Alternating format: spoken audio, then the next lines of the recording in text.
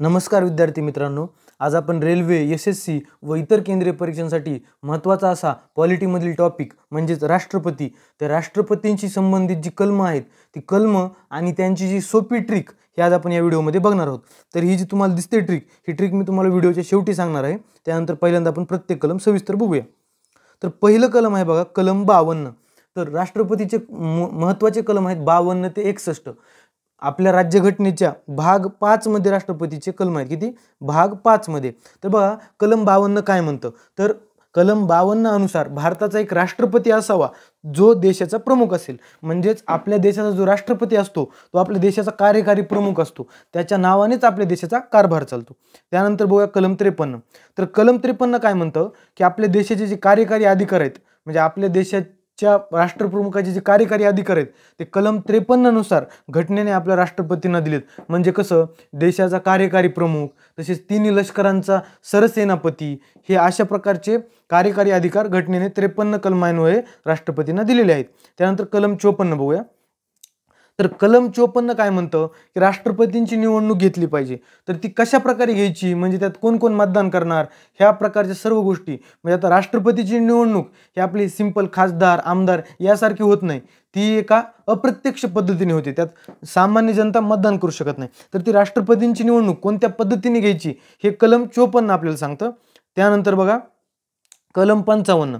तर कलम 55 मध्ये राष्ट्रपतीची जी निवडणूक आहे ती कशी कशी घ्यायची ह्याचं डिटेल दिले। म्हणजे जे लोकसभेचे निवडून आलेले खासदार आहेत, आपले फक्त लोकसभेचे निवडून आलेले खासदार, राज्यसभेचे निवडून आलेले खासदार, आपले विधानसभेचे निवडून गेलेले आमदार, म्हणजे बघा जे निवडून गेलेले खासदार आहेत आणि जे निवडून गेलेले आमदार आहेत एवढेच राष्ट्रपतींच्या निवडणुकीत मतदान करू शकतात।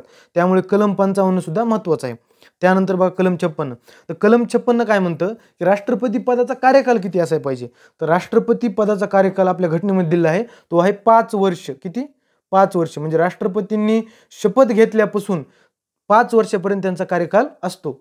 त्यानंतर बघा आता कलम 57 हे महत्त्वाचं आहे, कारण कलम 57 मध्ये काय दिलंय की एखादा व्यक्ती जर राष्ट्रपती झाला असेल तर तो पुन्हा राष्ट्रपती होऊ शकतो का, त्या बाबतीत हे कलम आहे। कलम 57 सांगतं की एखादा व्यक्ती त्याच्या आयुष्यामध्ये किंवा निवडणुकीमध्ये अगणित वेळा म्हणजे अनंत वेळा तो राष्ट्रपती बनू शकतो, त्याला कोणतीच लिमिट नाही। ह्याला थोडक्यात लक्षात ठेवायचं की 57चं रिचार्ज मारलं की राष्ट्रपती लाईफ टाईम होता येतं, बरोबर आहे।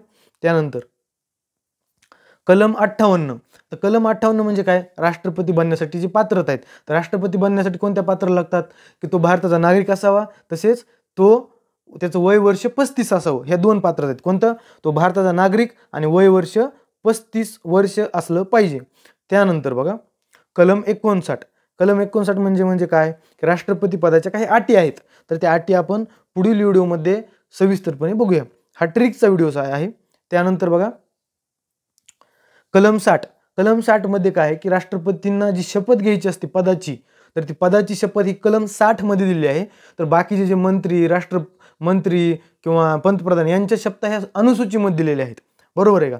पण राष्ट्रपतीची शपथ ही कलमामध्ये दिलेली आहे। तर कलम 60 हे राष्ट्रपतींच्या शपथविधीशी संबंधित आहे। त्यानंतर कलम 61। बघा कलम 61 महत्त्वाचं आहे, कारण आपले जे राष्ट्रपती असतात त्यांना जर पदावरून दूर करायचं असेल तर कलम 61 मध्ये जी पद्धत दिली आहे महाभियोग, ही पद्धत वापरून आपण राष्ट्रपतींना पदावरून दूर करू शकतो। तर कलम 61 सुद्धा महत्त्वाचं आहे। आणि महाभियोगाची पद्धत आपण कुठून घेतली, तर अमेरिकेची जी राज्यघटना आहे त्यामधूनही घेतली आहे। तर बघा आता आपण ही ट्रिक तुम्हाला सांगतो मी आता। तर ट्रिक काय आहे बघा, प का नि को का दुयो अशम, ही अशी लक्षात ठेवायची। काय? प का नि को का दुयो अशम, प का नि को का दुयो अशम, हे जर लक्षात ठेवलं तर बघा किती सोपं आहे। प म्हणजे पद, त्यानंतर का म्हणजे कार्यकारी अधिकार, त्यानंतर नि म्हणजे निवडणूक, को म्हणजे कोटा म्हणजे मतदानाला जो कोटा असतो त्यांचा ठरलेला राष्ट्रपतींचा, कुणी कुणी मतदान करायचं आणि एका मताची व्हॅल्यू काय, तर त्याला म्हणजे कोटा।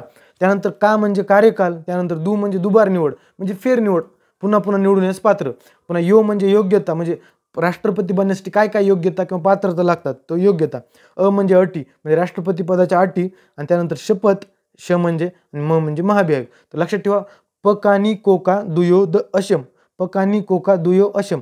धन्यवाद। आवडलं तर लाईक करा, सबस्क्राईब करा आणि शेअर करा। थँक्यू।